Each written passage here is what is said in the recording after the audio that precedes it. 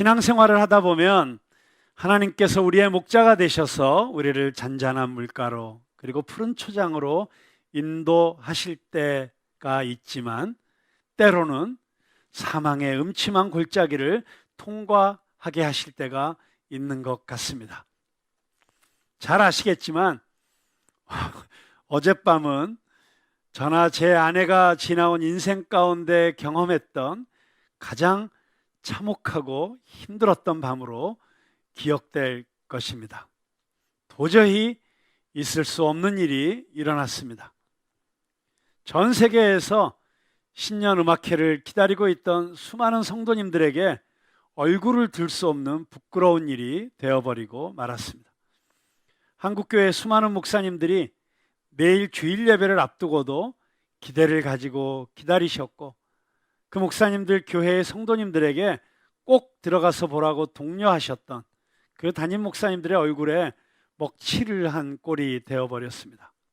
물론 본교회 우리 푸른나무교회 찬양사역자인 송정미 사역자를 자랑스럽게 여기고 이번에 열심히 링크를 퍼날르신 우리 푸른나무교회 성도님들에게도 미안한 마음뿐입니다.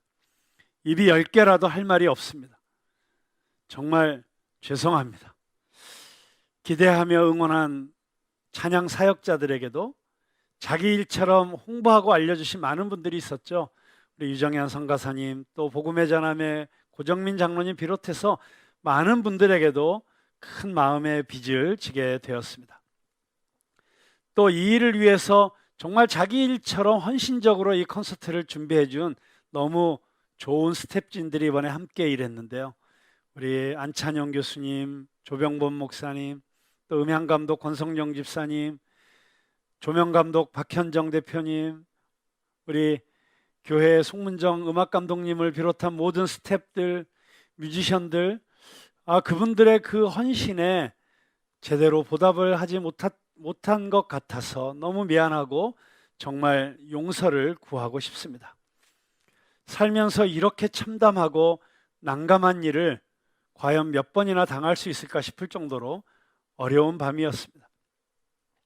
오늘 우리가 읽었던 시편 말씀 1절 3절 너무 아름다운 찬양의 고백이지만 그러나 시편 18편 4절부터 보면 이런 말씀이 등장합니다.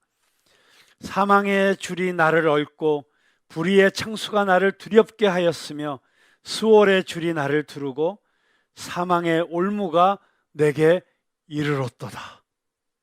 정말 이 말씀이 단어 하나하나 정확하게 저나 우리 송정미 사역자의 심정이었던 것 같습니다. 물론 저보다도 몇 배 더 우리 송정미 사모의 마음이 타들어갔고 힘들었을 것입니다. 너무 힘들어서 여보, 나 내일 교회 못 가. 내가 어떻게 이러고 교회 가서 찬양을 하겠어. 그런데 제 아내가 늘 저에게 해주던 성경 말씀이 떠올랐습니다. 모든 지킬 만한 것 중에 더욱 내 마음을 지키라. 생명의 근원이 이에서 남이니라. 이 말씀이 생각이 나서 아내에게 해주면서 여보, 바로 이렇게 힘들고 어려울 때 찬양할 수 있다는 것을, 그리고 정말 그 모습으로 하나님 앞에 나갈 수 있다는 것을 보여주는 게 그게 우리 삶의 메시지야 라고 하는 이야기를 해주었습니다.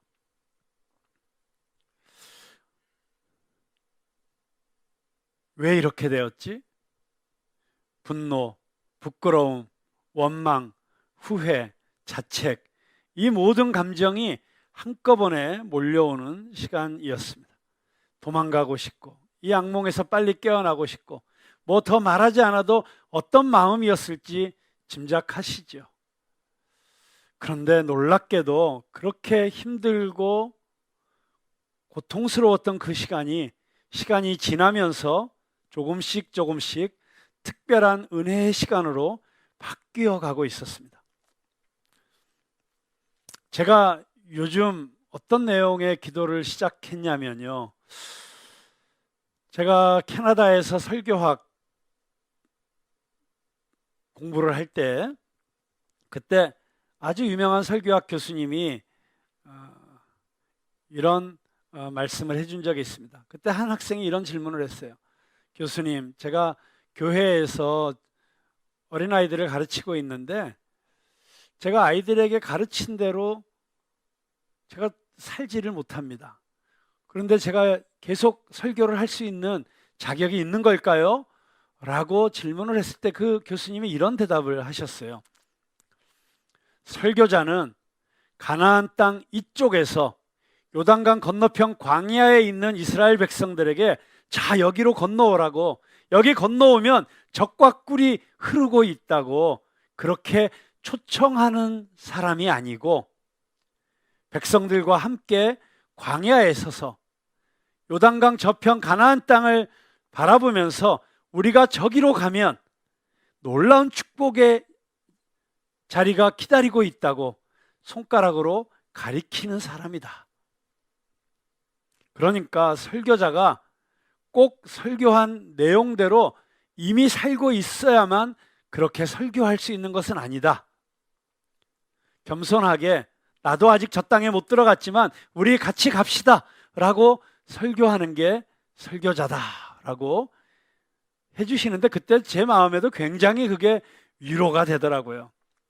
이 말이, 그분의 말씀이 설교한 대로 살아내지 못하는 설교자의 그 죄책감을 상당히 해소시켜 주고 용기를 주는 말씀이었던 건 틀림없는 것 같습니다. 그러나 반면에 설교자는 설교한 말씀대로 살려고 치열하게 몸부림쳐야 하는데 그 당연한 열심도 조금은 느슨하게 만들어주는 하나의 변명거리를 제공해 준 것도 사실이었던 것 같습니다.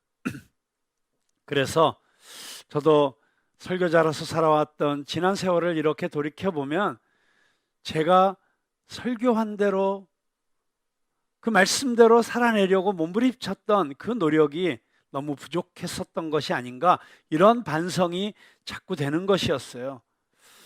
그래서 제가 지난 연말을 지나면서 자꾸 이런 기도가 나오기 시작했습니다. 하나님, 그동안 저는 말씀을 어떻게 하면 더 잘 준비하고 더 효과적으로 잘 전달할지에 집중하고 있었던 설교자였습니다. 그런데 설교를 더 잘 준비하고 더 잘 전달하는 것보다 이제는 설교한 대로 조금이라도 살아내는 설교자가 되고 싶습니다. 군대로 말하자면 유격훈련의 조교가 있죠. 조교들은 훈련병들에게 자, 이렇게 하는 거야 라고 숙달된 조교가 시범을 보여주는 게 역할이지요. 그런데 목사를 하나님께서 세우셨을 때 어쩌면 말씀대로 사는 삶의 유격훈련 조교로 세워준 게 아닌가, 이런 생각을 하면서 이제 저도 말씀의 조교가 되기를 원합니다. 성도들에게 설교하기 전에 먼저 제가 겪어보고 경험하고 성도들에게 자, 보세요, 이렇게 말씀대로 사니까 이런 놀라운 삶이 가능하잖아요. 그렇게 설교하고 싶습니다. 사랑하는 성도 여러분, 말씀대로 사신 저 목사님 보세요. 말씀대로 승리하신 저 장로님, 저 권사님 보세요. 그렇게 설교하지 않고 말씀을 저 자신에게 적용했더니 저에게 이런 일이 일어났어요. 그렇게 설교하는 설교자가 되고 싶습니다. 그런데 이런 기특한 기도는 하나님이 정말 번개처럼 신속하게 응답해 주시는 것 같아요. 오늘 설교하는 시편 18편 말씀을 보십시오. 오늘 시편 18편 1절부터 3절 너무나도 아름다운 찬양의 시이고 얼마나 한 절 한 절이 은혜가 됩니까? 많은 복음성가 작곡가들이 이 시편으로 찬양을 만들었습니다. 그런데 이 놀라운 고백이 어떤 상황에서 터져 나온 것인가? 바로 아까 제가 읽어드렸던 4절 말씀부터 끝절까지 계속 이어지는 말씀을 보면 정말 치열하고 치열한 영적 전쟁의 한복판에서 고난과 시련의 폭풍우를 뚫고 터져나온 고백이라는 것입니다. 하나님께서 순탄하고 평화롭게 인도하실 때는 당연히 감사와 찬양이 터져 나오지만 어려움과 고난이 닥칠 때, 내가 원하는 대로 일이 풀리지 않을 때, 그때도 감사할 수 있습니까? 그때도 여호와는 나의 반석이십니다. 나의 힘이십니다. 내가 주를 사랑합니다. 그렇게 고백하실 수 있나요? 그때도 내가 주를 찬양하리이다. 그렇게 찬양할 수 있나요? 믿었던 것들이 한순간에 무너져 내리고 앞길이 캄캄해질 때, 그때도 여전히 하나님을 신뢰하고 하나님만 바라보고 두려움 없이 앞으로 한 걸음 더 내어 디딜 수 있습니까? 오늘 이 시편 말씀 가운데 다윗은 네, 그렇습니다. Yes, I do. 하박국 선지자도 그렇다고 대답합니다. 네, 그렇습니다. 무화과 나무 잎이 마르고 포도 열매가 없고 외양간에 송아지가 없어도 나는 여호와로 인하여 즐거워하고 또 즐거워하리이다 고백할 수 있습니다. 사도 바울도 그렇다고 대답합니다. 디모데도 그렇다고 대답합니다. 마틴 루터도, 본회퍼도, 주기철 목사님도, 손양원 목사님도, 저의 믿음의 모델이신 곽우불 목사님도, 제 아내의 믿음의 모델이신 송영균 장로님도 그렇다고 우리들에게 대답해 주셨습니다. 그런데 어젯밤의 질문은 그것이었습니다. 곽수광 목사도 송정미 사역자도 그렇게 대답할 수 있나요? 어젯밤 하나님께서 저희 부부에게 그렇게 물으신 것 같습니다. 수광아, 정미야, 이런 상황 속에서도 나를 신뢰할 수 있어? 이런 상황 속에서도 나에게 감사할 수 있어? 이런 상황 속에서 나를 사랑한다고 고백할 수 있어? 정말 모든 게 무너져 내리는 것 같은 특별한 경험이었습니다. 여러분, 제가 60대고 제 아내가 50, 죄송해요, 나이를 밝혀서. 근데 50대인데 이 50대, 60대 접어들면 더 큰 발전은 없어도 안정감 있게 살아간다는 것이 큰 장점이잖아요.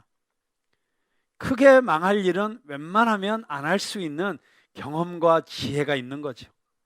그런데 놀랍게도 이 나이에 폭망을 경험한 거예요. 일을 크게 벌려놓았더니 사건이 터져도 글로벌하게 터지는 거예요. 정말 여기저기서 비웃고 조롱하고 손가락질하는 것처럼 느껴지기 시작하는 겁니다. 물론 실제로는 그런 일은 일어나지 않았습니다. 그렇지만 저희 마음속에 그런 막 소리들이 들리는 것처럼 느낄 정도로 너무 어려운 순간이었죠.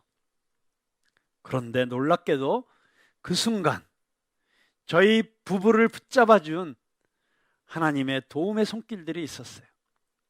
어쩌면 저희 부부의 30년 살아온 길 중에 가장 어려웠던 시간으로 기억될 그 순간에 우리가 무너지지 않고 마음을 지킬 수 있었던 그 이유, 그 비밀, 오늘 우리 성도들과 꼭 나누고 싶습니다.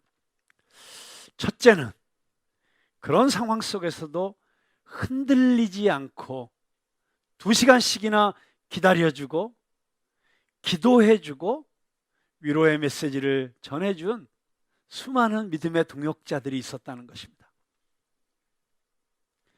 얼마든지 이게 뭐 하는 짓이냐고, 기독교 문화 개망신시켰다고 비난하고 악플 달아도 할 말이 없는 상황인데 정말 단 한 명도 이 상황에 대해서 유튜브나 카톡이나 이런 데 악플을 달지 않았어요.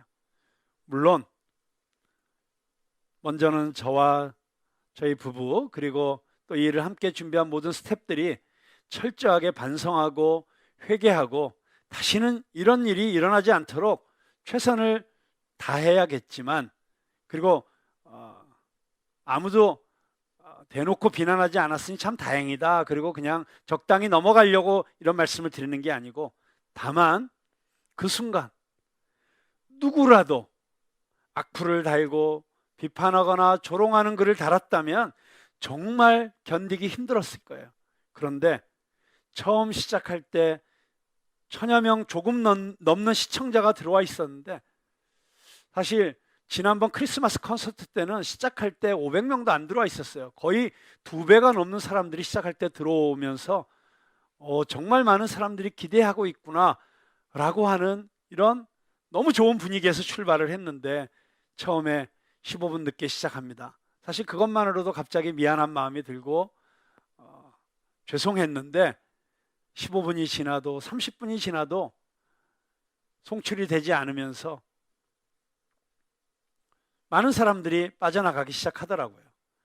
물론 10시에 다시 시작합니다, 11시에 다시 시작합니다 라고 그렇게 안내방송을 했기 때문에 다시 들어오려고 나가기도 했겠지만, 어쨌든 1000여 명 이상 대기하고 있던 사람들이 쭉쭉쭉쭉 빠져나가는데, 뭐 이런 비유가 맞을지 모르겠습니다만은, 그 주가가 폭락할 때 그 무너져 내리는 주가를 보면서 많은 세상 사람들이 느끼는 느낌이 그런 느낌이 아닐까 싶은 마음도 들더라고요. 그런데 놀랍게도 600명 이하로 떨어지질 않는 거예요. 그리고 2시간이나 기다렸는데 끝까지 나가지 않고 댓글로 격려하면서 그 자리를 지켜주는 사람들이 있더라고요. 정말 그분들이 무슨 일인지도 모르면서도 뭔가 기술적 문제가 있겠지, 잘 되겠지, 그러면서 기도하면서 기다려주는 사람들이 함께 있다는 것 자체가, 그게 얼마나 위로가 되고 힘이 되고 격려가 되는지. 그뿐만이 아닙니다. 계속해서 카톡으로 기도하고 있다고, 힘내라고, 응원하고 있다고, 그런 문자 메시지들이 들어오기 시작했습니다. 그러면서 정말 다시 한번 깨닫게 되었습니다. 우리가 아무리 어렵고 힘든 고난의 터널을 지나간다고 해도 서로 사랑하고 끝까지 함께 해주는 사람이 옆에 있다면 우리는 다시 일어나서 하나님을 바라볼 수 있습니다. 특별히 우리 푸른나무교회 카톡방에 올라온 글들을 보면서 우리 성도님들의 너무 큰 사랑과 마음을 느낄 수 있었습니다. 너무 큰 은혜와 격려를 받았습니다. 그리고 저는 분명히 믿습니다.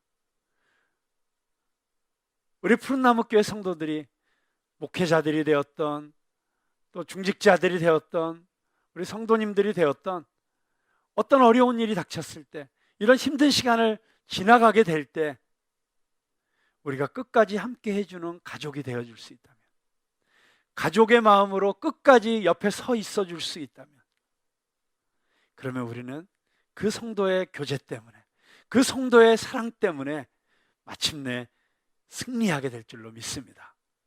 그래서 우리 성도들이 서로 더욱 돌아보고, 더욱 서로를 사랑하고 섬겨주고 위로해주고 격려해주는 그런 아름다운 성도의 교제가 새롭게 시작되는 이 한 해가 되기를 주님의 이름으로 축원합니다.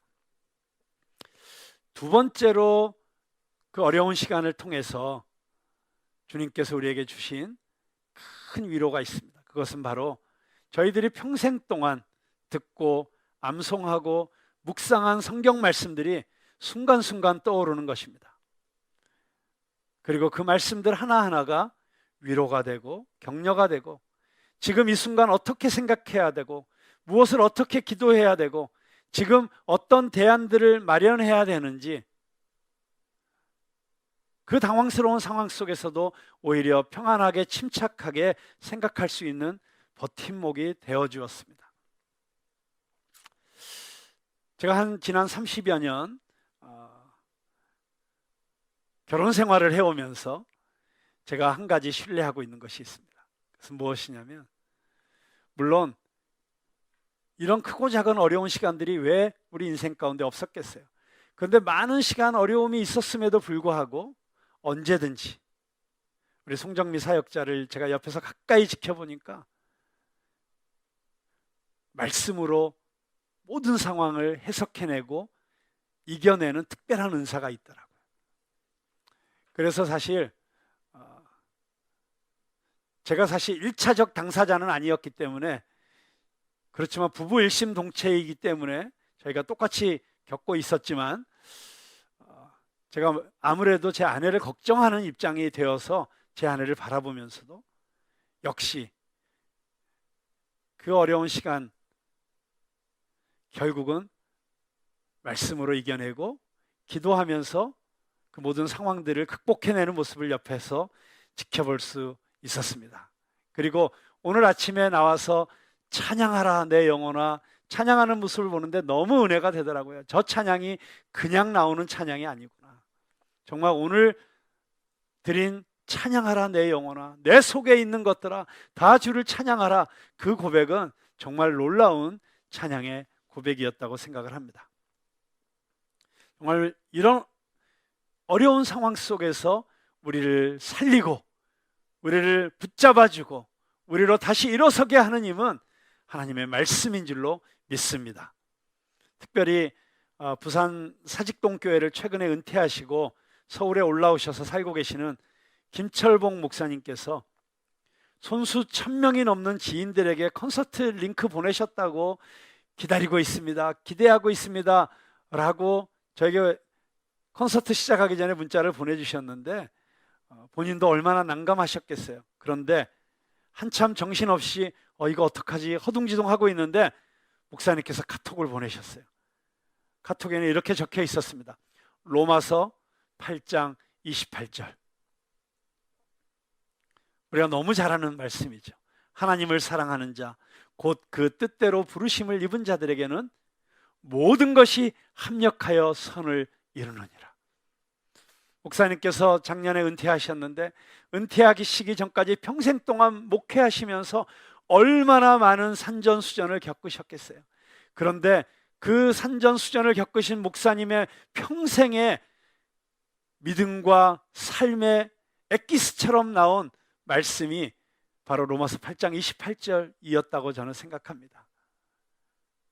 나도 목회하면서 그런 어려움 많이 겪어봤어. 목회하면서 이런 난감한 상황 많이 겪어봤어. 그런데 이렇게 지나고 나서 보니까 하나님께서 다 합력하여 선을 이루어 주시더라고 하는 이 격려의 메시지를 그 순간에 저에게 문자로 보내주고 싶으셨던 것이고, 그것을 받아보면서 저는 그 목사님의 마음이 느껴져서 너무 감사했습니다. 그러면서 어쩌면 이런 시간들을 한 번씩 겪어낼 때마다 우리의 믿음이 더 깊어지고 하나님을 향한 우리의 신뢰가 더 든든해질 수 있다는 것을 생각하게 되었습니다. 그래서 그 로마서 8장 28절의 말씀이 카톡에 딱 뜨는 순간 저는 이것이 하나님이 주시는 계시의 말씀이라고 느꼈고 믿음으로 취하게 되었습니다. 그리고 이 사건이 우리들의 부족함과 연약함으로 인해 생겼지만 결국에는 하나님의 개입하심을 통해서 가장 선한 일로 바뀌어질 것이라는 믿음이 생기자 순간적으로 성령님께서 역사하시는 것을 느낄 수가 있었습니다. 저는 왜 그런 기술적인 문제가 생겼는지, 가끔 유튜브 생방송 하면 그런 일들이 생긴다라고 하는 이런 위로의 문자도 받으면서도 이것이 우리가 알 수 없고 이해할 수 없는 어떤 영적 방해였고 사단의 공격이었을 수도 있고 그리고 준비 부족이었을 수도 있지만 어쨌든 이것을 통해서 우리는 하나님께서 주시는 어떤 메시지를 들어야 될까, 거기에 집중해야 된다고 생각합니다. 그래서 제 스스로 많은 생각을 하게 되었습니다. 어쩌면 하나님께서 우리의 높아진 마음을 낮춰주시는 시간일 수도 있고, 또 하나님 앞에서 저희가 좀 더 무릎 꿇지 못하고 좀 더 기도하지 못했던 것을 회개해야 되는 시간이었을 수도 있다고 생각합니다. 또 하나님 앞에서 우리가 정결하지 못했던 것들, 어떤 숨겨진 끊지 못하는 죄악된 습관들에 대해서 하나님께서 경고하시는 메시지라고도 저는 생각을 했습니다. 그렇지만 이 모든 상황들을 통해서 하나님께서는 결국 선을 이루어 주실 것이라는 믿음을 갖게 되었습니다. 그리고 욥이 이야기한 것처럼 고난의 풀무불을 통해서 우리를 정결하게 단련시켜 주시는 시간이 될 줄로 믿게 되었습니다. 특별히 이제 2021년 정말 하나님께서 새로운 비전을 주시고 이 코로나 이후 시대에 하나님께서 찬양을 통해서 이전에는 가보지 못했던 이 온라인이라고 하는 이 영역 속에서 하나님께서 저희 교회와 또 송정미 미니스트리와 또 한국의 찬양사역자들, 또 그 찬양사역자 연합회와 또 프레이즈 게더링과 이런 많은 하나님께서 지금 세우시고 계시는 이런 사역들을 통해서 찬양을 통한 교회의 회복, 그리고 찬양을 통해서 우리 민족에게 주신 땅끝까지 이르러 복음을 전하는 이 마지막 대영적 추수의 일꾼들이 되도록 불러주시는 그 일 가운데 우리 특별히 문화예술인들이, 아티스트들이 헌신하고 섬겨야 되는데, 그런 놀라운 사명과 비전 앞에서 우리가 어떻게 다시 우리 자신을 준비하고 어떻게 하나님 앞에 엎드려야 되는지를 보여주시는 그런 메시지를 들을 수만 있다면 오히려 이것이 참으로 합력하여 선을 이루는 기회가 될 수도 있겠다는 생각을 하게 되었습니다. 특별히 저는 하나님께서 이런 마음을 주시더라고요. 앞으로의 시대는 비대면 시대가 아닌 초대면 시대. 우리가 요즘 코로나 시대 이후에 자꾸 언택트 아예 대면을 안 하는 시대로 이 시대를 이야기하고 있는데, 오히려 슈퍼택트, 초대면의 시대로 이 시대가 바뀌어가고 있는 것을 읽을 줄 알아야 된다라고 하는 정진호 교수의 글이 생각이 났습니다. 제가 그 정진호 교수님의 2021년 비대면을 넘어 초대면 사회를 준비하라, 이 글 가운데 아주 짧은 부분을 좀 인용하도록 하겠습니다. 초대면 사회는 이제 막 시동을 걸었다. 그리고 그 경쟁은 IT 인프라와 AI 기술, 그리고 5G, 6G를 구현하는 빅데이터 싸움이 될 것이다. 코로나가 불을 지폈을 뿐이다.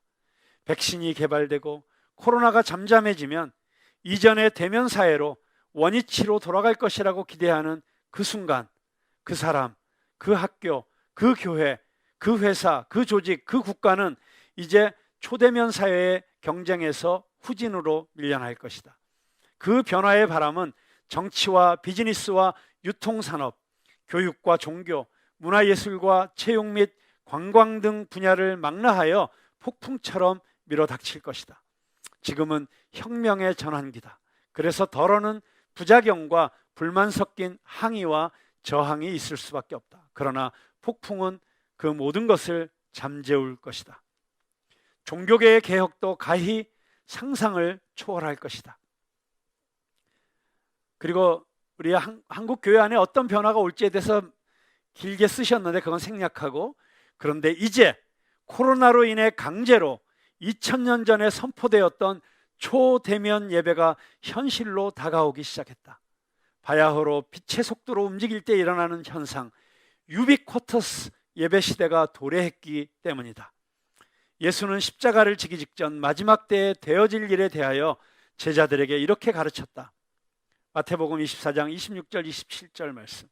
사람들이 너희에게 말하되 보라, 그리스도가 광야에 있다 하여도 나가지 말고, 보라, 골방에 있다 하여도 믿지 말라. 번개가 동편에서 나서 서편까지 번쩍임 같이 인자의 임함도 그러하리라. 마치 번개처럼 빛의 속도로 세상 이쪽 끝에서 저쪽 끝까지 움직이며 동시에 접속되어 한꺼번에 대면하는 초대면 시대가 눈앞에 다가온 것이다. 저는 상당 부분 이 정진호 교수님의 예측에 동의를 하고 있습니다.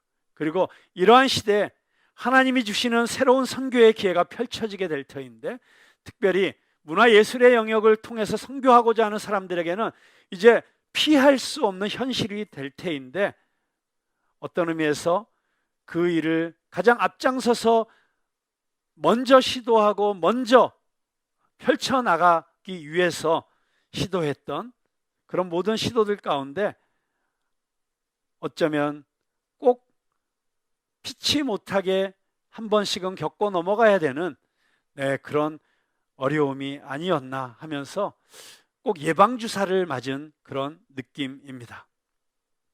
그리고 우리 푸른나무 교회가 이제 전 세계를 접속시켜 빛의 속도로 복음을 전하는 이 시대에 앞으로 귀한 사명을 감당해야 되는데, 저는 하나님께서 다시 한번 우리들의 마음을 하나로 모아주시고 다시 한번 우리의 각오를 새롭게 하시고, 그리고 우리가 앞으로 어떻게 해야 되는지 새로운 전략을 세우게 하시는 좋은 기회가 될 줄로 믿습니다. 여러분, 2시간 동안에 그 기다리는 시간 여러분도 힘드셨지만 저희도 많이 힘들었는데요. 그런데 그 사망의 음침한 골짜기 같은 시간이 지나고 드디어 콘서트가 다시 시작이 되었습니다. 그런데 놀랍게도 2,000명이 넘는 사람들이 동시 접속해서 이 1박 2일 콘서트에 참여하였습니다. 물론 그런 일이 없었다면 아마 동시 접속자가 10,000명도 넘었을 것이고 훨씬 더 엄청난 눈에 보이는 성과들이 있었을 것입니다. 그러나 그런 눈에 보이는 성과는 중요하지 않았습니다. 이미 하나님께서 우리 안에 놀라운 일을 행하셨습니다. 그리고 어제 그 유튜브 생방송을 보시면서 실시간 채팅방에 올라오는 그 수많은 사람들의 고백을 보신 분들도 다 똑같이 경험하셨겠지만, 오히려 그 시간의 기다림으로 인해서 더 사모하는 마음, 더 간절한 마음으로 함께 해주셨던 분들이 너무 놀라운 은혜들을 받고 위로를 받는 것을 실시간으로 보게 되었습니다. 가끔씩 우리 곽지인이의 입술을 통해서 하나님께서 우리에게 툭툭 어떤 음성을 들려주실 때가 있어요. 늘 그렇다는 건 아니지만, 때로는 너무 황당한 얘기를 할 때도 있지만, 그러나 때로는 하나님께서 우리를 위로해 주시고 격려해 주시는 메시지를 곽지인을 통해서 이렇게 툭 던져주실 때가 있는데요. 곽지인이가 이런 얘기를 하더라고요. 엄마, 아빠, 만약에 이게 2시간 딜레이 됐지만 예수 안 믿는 어떤 사람이 술 마시다가 늦게 집에 11시에 들어왔는데 갑자기 콘서트를 보게 돼서 그 사람이 예수 믿게 되면 이 2시간 늦어진 것 때문에 감사해야 되는 거 아니야? 속으로는 늦어진 것 때문에 보려고 기다리던 안 믿는 사람 수백 명이 나갔을 수도 있어 라고 반박하고 싶었지만 꾹 참았습니다. 어쩌면 잃어버린 양 한 마리를 찾기 위해 99마리를 들판에 두고 떠난 목자이신 예수님의 마음을 우리 지인이의 입술로 우리에게 다시 한번 상기시켜 주시면서 우리가 알 수 없는, 이해할 수 없는 놀라운 일을 또 하나님은 이미 행하시고 계시고 하나님은 역사하시고 계실 것이라는 그런 위로를 주는 이야기였습니다.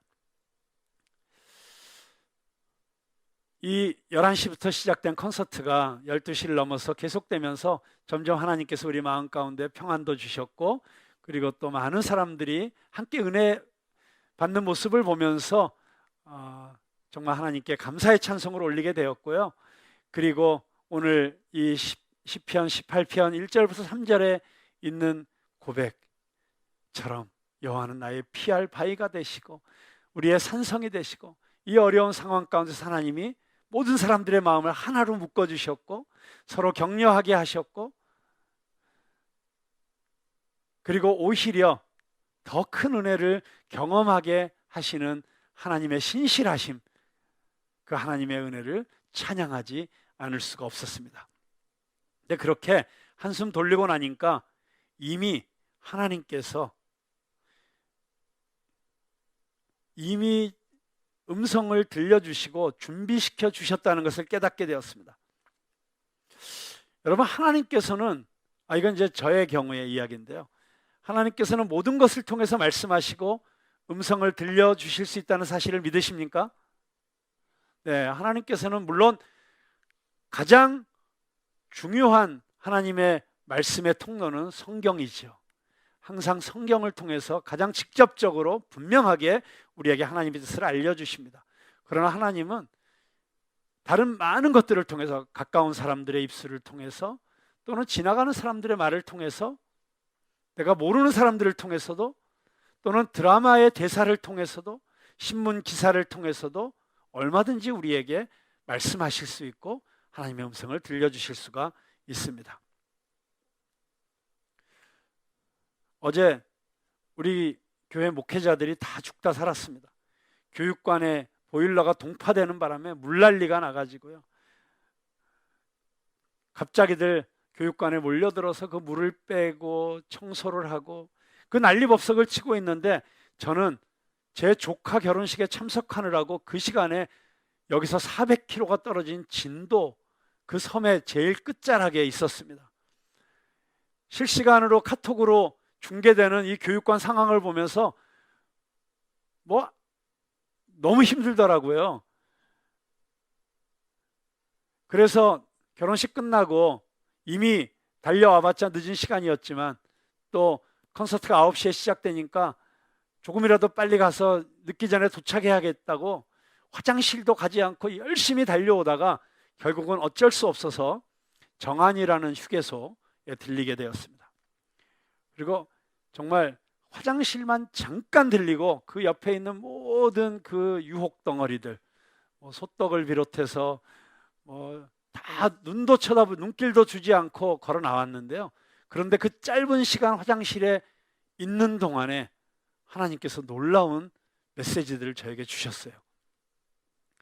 소변기 바로 앞에 포스터가 붙어 있는데 그 포스터의 문구가 눈에 확 들어오는 거예요. 옆에 보니까 소변기마다 그 포스터가 다 붙어 있어요. 근데 다 다른 문구가 적혀 있는 거예요. 근데 하나하나 보는데 너무 좋은 말씀들이에요. 그래서 제가 핸드폰을 가지고 그 말씀들을 다 찍기 시작했어요. 그러라고 조금 시간이 걸렸어요. 화장실 소변기 앞에서 들려주신 하나님의 음성, 그 중에 제가 몇 가지 말씀이 떠오르면서 이 말씀이 오늘의 결론이다 라고 생각을 했습니다. 자, 어떤 말씀이었을까요? 첫 번째 말씀, 여러분 많이 보신 포스터죠? 남자분들만. 네, 근데 그 첫 번째 포스터에 이렇게 써 있었습니다. 훌륭한 인간의 두드러진 특징은 쓰라린 환경을 이겼다는 것이다. 베토벤. 자, 두 번째 포스터에 있는 메시지는 더 놀라운 말씀입니다. 내가 평생을 바친 것이 무너지는 것을 보고도 낡은 연장을 집어들고 다시 세우려는 의지가 있다면 너는 어른이 되었다고 할 수 있다. 네, 때로는 정말 우리가 평생을 걸려서, 아니면 평생은 아니라도 지난 1년 동안 또는 지난 몇 개월 동안 최선을 다해서 쌓아 올렸는데 그게 한순간에 무너졌다고 생각해 보십시오. 그런데 낡은 연장을 집어들고 다시 세우려는, 정말 이 일 그만하고 싶다, 때려치우고 싶다, 포기하고 싶다, 그냥 적당히 살자라고 포기하지 않고 다시 일어설 의지가 있다면 너는 어른이 되었다. 다시 말해서 너는 그만큼 성숙한 것이다. 우리 신앙적으로 얘기하면 너는 그렇게 성숙한 그리스도의 제자가 된 것이다 라는 격려의 말씀이라고 생각합니다. 세 번째 포스터입니다. 고난이 클수록 더 큰 영광이 다가온다. 아멘이십니까? 네, 여러분 어려운 시간을 지금 지나가고 계신 우리 성도님들 계시죠? 너무 큰 어려움, 내 힘으로는 도저히 극복할 수 없을 것 같은 그런 고난의 폭풍우를 통과하고 계시는 우리 성도님들 계십니다. 그런데 이 말씀 꼭 기억할 수 있기를 바랍니다. 고난이 클수록 더 큰 영광이 다가온다. 우리가 잘 아는 영어 속담이 이런 말씀이 있잖아요. No cross, no crown. 십자가가 없이는 면류관이 없다. 고난이 없이는 영광이 없다. 꼭 기억하실 수 있기를 바랍니다. 그리고 물론 더 많은 포스터가 있습니다만 나중에 기회가 되면 제가 소개해 드리도록 하겠고요. 오늘의 마지막 말씀은 미래는 이미 시작되었다. 네, 그렇습니다. 오늘 이 시간 우리가 어떤 마음을 먹고 어떤 믿음의 고백을 하고 어떤 자세를 가지고 하나님 앞에 다시 서느냐에 따라 우리의 미래는 이미 시작되고 있습니다. 저는 오늘 시편 말씀, 수많은 원수들이 나를 죽이려고 하고 사단 마귀가 나를 무너뜨리려고, 나를 방해하려고, 내가 하나님으로부터 받은 사명과 비전을 이루는 것을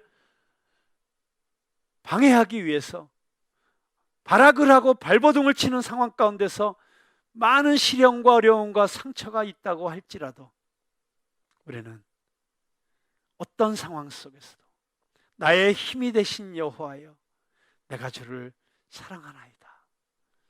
나는 주님만 바라보겠습니다. 주님만이 나의 힘이십니다. 주님께서 나를 다시 일어서게 하십니다. 주님께서 나로 승리케 하실 것입니다. 그렇게 고백하면서 하나님 앞에 찬송하면서 나가는 저와 여러분이 될 때 하나님께서는 올 한 해 우리들에게 놀라운 승리를 선물하실 것이고 마침내 영광의 면류관을 하나님으로부터 받게 되는 영광스러운 그날 우리가 주님 앞에 서게 될 줄로 믿습니다. 우리 함께 기도하시겠습니다.